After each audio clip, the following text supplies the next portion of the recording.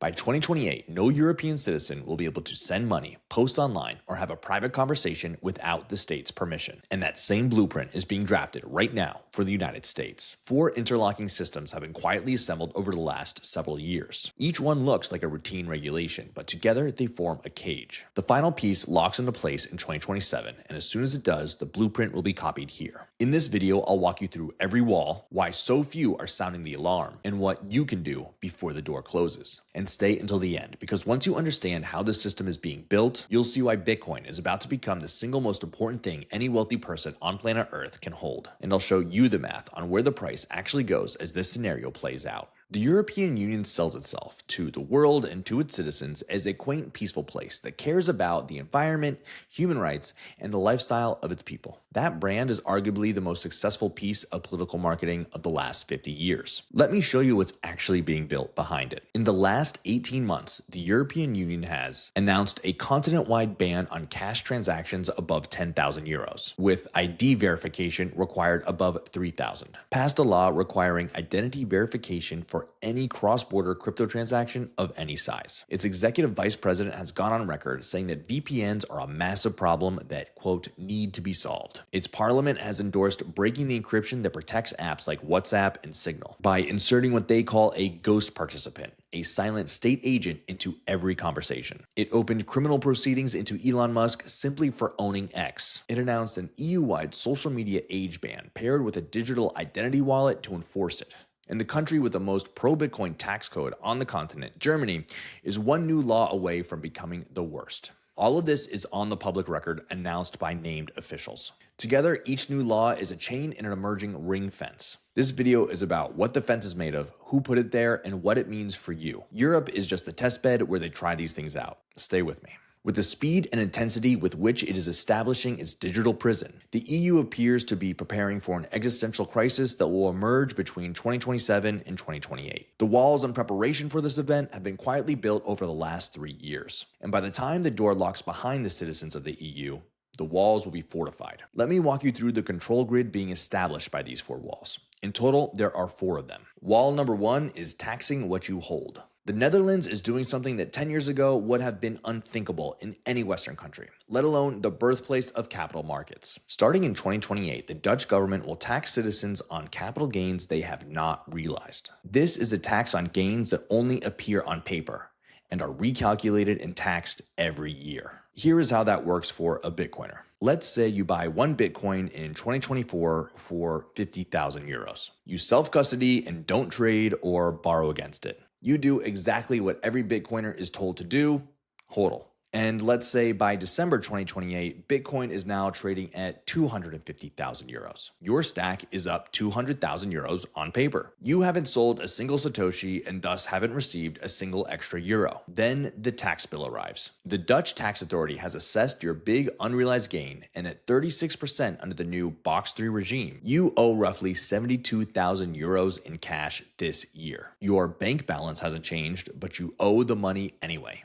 You don't have 72,000 euros to fork over, so you are forced to sell. And so does every other Dutch Bitcoiner doing the same math the same week. The price drops as everyone sells, and you're forced to exit lower than the government's 200K assessment. You have to pay tax on a gain that no longer exists, even on paper. And next year, the cycle starts again. Germany, meanwhile, is one parliamentary vote away from collapsing what was for years one of the cleanest Bitcoin tax codes in the developed world. The German rule said hold BTC for 12 months and pay 0 capital gains if you sell after that. It was simple, proven, and a genuine competitive advantage. However, new proposals from the left and the Greens would do 3 things at once. They would abolish the 12-month tax-free holding rule entirely. They would impose an exit tax on unrealized Bitcoin gains for anyone leaving Germany. And they call for an EU-wide trading ban on proof-of-work cryptocurrencies like Bitcoin, on the grounds that the energy consumption is environmentally harmful. Many countries lose their advantages due to war.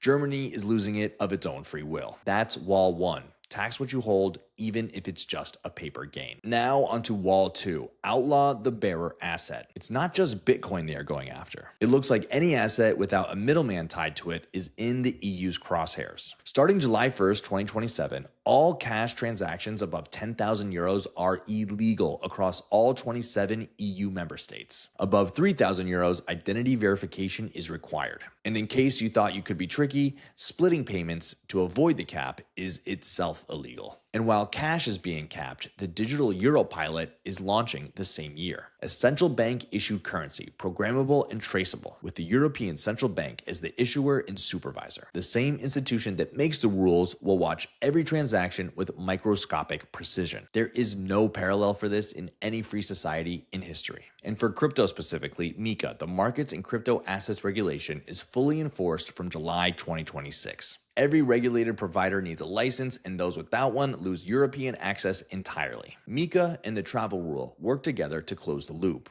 The travel rule requires name, address, and date of birth on every single cross-border crypto transfer. The pattern is the same in every direction. Bearer assets like Bitcoin and cash are squeezed and licensed. The replacement is a central bank-issued, fully surveilled digital currency. The European citizen is being walked regulation by regulation into a financial system where every unit of money they hold is visible, programmable, and revocable. If you've made it this far, do me a favor. Drop the word privacy in the comments below. I want to see who's actually still watching and if these issues have affected you directly. We are about to get into the part of the video that the algorithm does not love, and I want to see who's with me. Now on to wall number 3. Watch what you say. This is where it stops being about money. The European Commission's Executive Vice President, Henna Virkkunen, went on the record last fall stating that VPN circumvention is among the next important steps the EU has to address. The pretext, as always, is the children. The EU is rolling out continent-wide age verification for the internet by the end of 2026. But anyone who has seen this playbook before knows that this is not there to protect the kids. The precedent establishes the principle that you need to prove identity to access information on the internet. Once that principle is in place, the scope keeps expanding.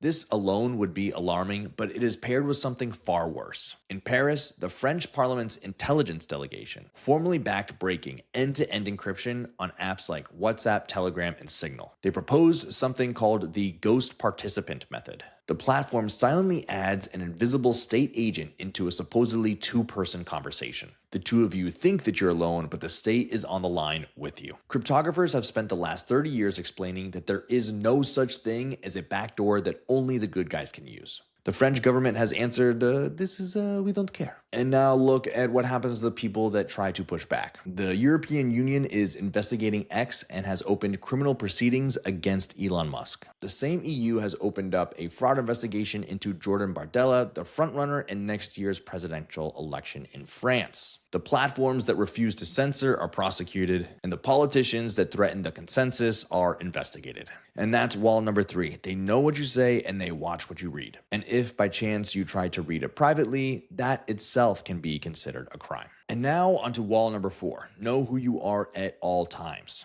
The thread linking all the previous walls together into a prison is identity. The cash ban requires an identity above 3,000 euros. The crypto travel rule requires an identity on every transfer. The encryption break on messaging apps and the ban of VPNs, by definition, requires identifying the person behind the encrypted accounts. Ursula von der Leyen has announced that the EU Digital Identity Wallet, a continent-wide digital ID, will be adopted this summer. This is the master key. A single credential to verify your age on a website, your status as a non-fugitive when crossing a border, your eligibility to receive a digital CBDC payment. Don't believe me? Just look at what the King of England said to his royal court this week. My ministers will also proceed with the introduction of digital ID that will modernize how citizens interact with public services. The digital identity wallet is the glue that binds this all together. It is the thing that lets each wall of the prison talk to each other. It's what turns 4 separate regulations into one system.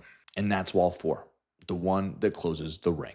Okay, so stand back and look at what you have. This is a last mile push to set up a complete control system within the next 2 years. The digital prison works because the state can see the asset, the user, and intervene at the point of transaction. The model is built on assets that are held by institutions and run on inspectable rails. Once the ring fence closes, your money is on the wrong side of the wall. You can't move it. You can't put it anywhere that they can't see. Inside that perimeter, the European Central Bank can debase your savings whenever whenever they need to. The Dutch tax authority can tax your paper gains every single year. The digital euro can freeze any payment. All of it happens within a closed system that you by then cannot leave. People want to know how to grow their money, but people are not realizing that the question for the next decade ahead is how to protect your money. Gold gets you most of the way there. It is scarce, it is outside of the banking system. But gold has one fatal flaw in this scenario, and that's that you cannot move with it. The entire point of the ring fence is that the physical wealth cannot leave the perimeter, and thus gold loses by definition. Thankfully, there's an asset outside of this model. That asset is Bitcoin.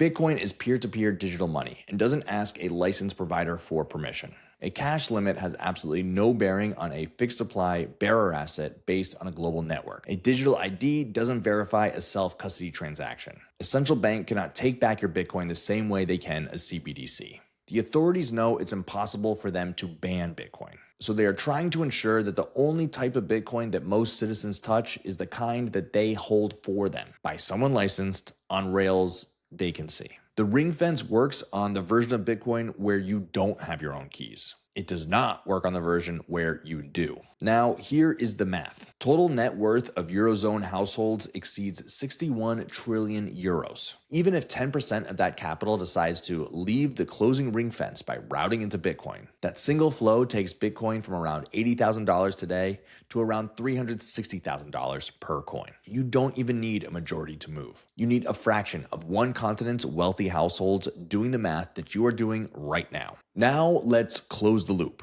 If you're an American who's watching this thinking that it cannot happen here, I would ask you to reconsider where we are at. Utah has already imported the European VPN ban. Multiple U.S. states have proposed wealth taxes that touch unrealized gains like the California billionaires tax. We may not have a central bank digital currency, but the Genius Act was passed, and that greenlights stablecoins that are essentially a CBDC but with a bank middleman. The Real ID rollout is the same rails on which a similar national digital ID would sit. We saw from the Twitter files how the federal government can put pressure on social media platforms to censor what people say. The Europeans are being used as guinea pigs for the digital panopticon. What we are seeing on the old continent is not something that could only happen over there. It could very well be the dress rehearsal for what is coming here.